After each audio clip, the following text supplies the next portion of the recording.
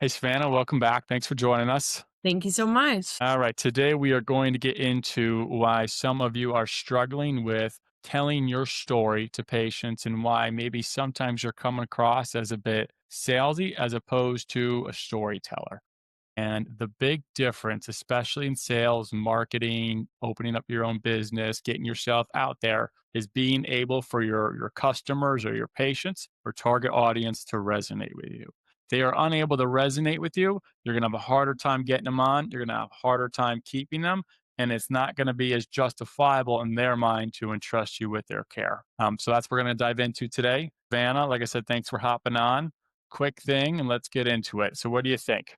I think this is a topic that should resonate with every therapist that works with us because it's easy to think you're a good storyteller, but the application of it isn't always as easy. And it's because they're not trying to learn about you. They're trying to learn and listen, like, what can you do within this story that helps them? So, like, how does this apply to them? So, it's less about like just always telling stories and more about telling stories in a meaningful way that's going to get you to connect with that individual person. So, like, it actually attracts that patient to trust you because you are telling a story that shares an understanding of their condition. Yes. And Um, if we think of it's like you think of any of the major brands in the country or in the world that people wear their logos, they go support with their money to go to tickets, their favorite team. Somehow, some way you resonate with that quote unquote business to buy their apparel, to put their stuff on, to put your money where your mouth is, to dedicate your precious time, energy, effort into going to support that.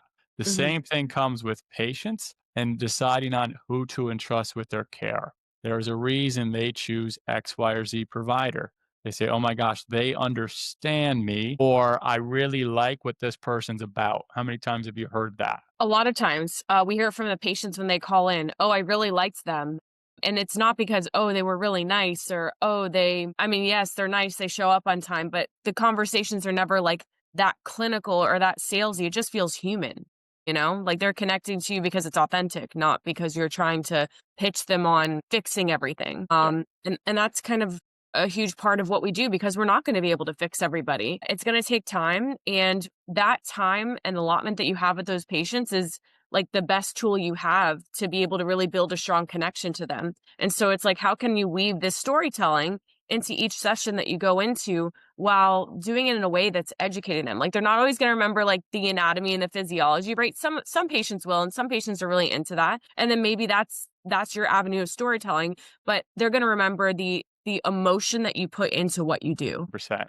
And if you think about, let's take it specifically healthcare, you think about like some people love a holistic doctor. Some people love the doctor that went to Harvard. That's important to them. And it's like those Mhm. people tell their story, which then attracts that crowd of person. So that's why when it comes to trying to generate patients, trying to generate referrals for yourself and speaking to your audience, you're not going to be for everyone. And we don't want to be for everyone. And that's a common misconception just in life. We want to be liked by everyone, but if you are, then you're really loved by no one. And you're in a Mhm. world of options, in a world of you can look on your phone and find 100 different people doing the same thing. How are you going to stand out? How are you going to resonate with that potential patient who's looking at 10 other physical therapists as well, maybe who have a bigger name and brand than you, but maybe because of the stuff that you're putting out, your story that you're telling online or in person or at events, the blogs that you're writing, the social posts that you're putting out,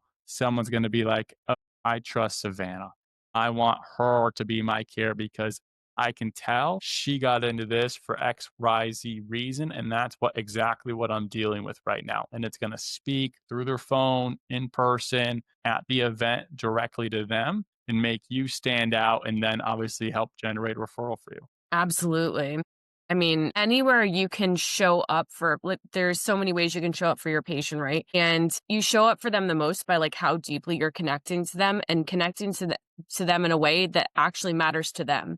Because of course, like what your personal story is matters to you, but it's like, well, how can I shift that that experience into a way that really makes you connect to that person. So it's never the who, what, where, it's the why. What's your why? So it's like I like to try to get like I'd like to try to give an example here. The reason that I loved getting into physical therapy is because my grandmother had a fall and she had a hip fracture and she really didn't have great therapy. She wasn't compliant. She didn't want to do the therapy.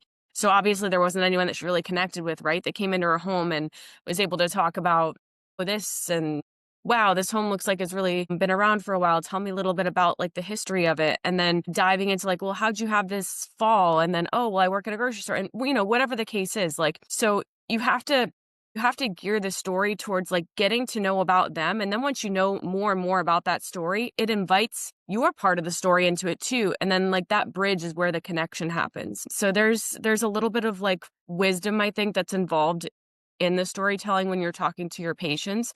But when you really nail it down, that's why they continue to fix you. Like it's what moves you to pick it, what breaks your heart about seeing that patient not being as good as they could be in the future, and then like what gives you the energy and the motivation to want to help them. And I think that Yeah. really goes a long way. Yeah, like, let's take because I like you wanted to give exact examples for therapists, and like I said, if you're one of our therapists, you can take it. If you're not, like I said, please still take this and run with it. One would be obviously why you got into physical therapy, exactly what Savannah said, and that's kind of your rabbit hole into connecting with those types of people who are in that exact situation, like Savannah just brought up, the person who had a fall. So maybe you're speaking to the son or the grandkid of their grandparent, parent, et cetera, who just went through this, they see you talking about that and you're like, oh, this person's going to know exactly how to care for my loved one because this is the exact reason they got into therapy in the first place. Second can be, especially for our therapists, because you guys follow all your own patients and you guys see everyone all the way through. I was tired of just doing evaluations, progress visits, and discharges. I wanted to, have my level of care, what I got into physical therapy for, treat patients and be able to be the only one who sees them all the way through. That's going to resonate with some patients who have had, Mm. 5 different therapists in an episode come out to see them, which is very common, especially in Florida. So that's going to resonate with someone who says, I just want the expert, the person, just one person coming to see my loved one the whole time. Third can be why That you doesn't got in. happen anymore in our Yeah. life this at all whatsoever. Everybody's passed off. Correct, correct. And then third could be, even your sub niche, why you got into pelvic floor, what story there that's going to speak to exact that person, or why you got into orthopedic. Those are perfect stories to start weaving online, like I said, in person or at events, and just keep hitting on those, hitting on it and stay in that narrative and lane. And then to keep spreading the word and getting it out there, and people are going to hear that story and then they're going to associate you with that story, kind of like our branding episode that we talked about a few weeks ago. Yeah, your story is really a part of your brand, especially when you're telling the story of why you want to see somebody from start to finish. That's really a genius point to make. We don't really get this opportunity to do that anymore. I mean, you definitely don't get to do it in rehabs. It's like you see that patient for a week or two and then you never know whatever happened to them. And then being here, you get to see people like we want our patients to be lifelong patients. That's a depth and a level of connection that virtually no one has in the world of home therapy at all. So what we're doing is really special and unique in that way. And when you can really express that in a way that people start to recognize that because they're seeing you over and over again and you're a part of that story for them and vice versa. You're a part of their story, they're a part of your story. And then you get to share that with other people. That's really a beautiful thing. And that's why we do what we do, is to be able to help people and then see that happen to fruition. Where are places you think, therapists can get their story out? We talk about online, Mm. we talk about Nextdoor, we talk about, Instagram, things like that. Substack's a good blog one online, but where and how is the best way to get the story out? I think every single day you should try to find a way to connect with someone or get your story out. So like you said, obviously social media is a great avenue. Not everybody loves social, but unfortunately it's the way of the world right now. And it's the way that people connect. And people are, especially older adults that are lonely, they're not really doing too much. What are they doing? They're scrolling on their phone and they're trying to read stories or read about a condition and then bam, you pop up. So it really is of virtuous way to connect with people. Yesterday, I was actually at the mall and I gave someone my email address and they were like, "What do you do? What's physical therapy or what physical therapy company do you work for?" So it's so random. Like you could tell your Yeah. story in any way that you want to at the coffee shop.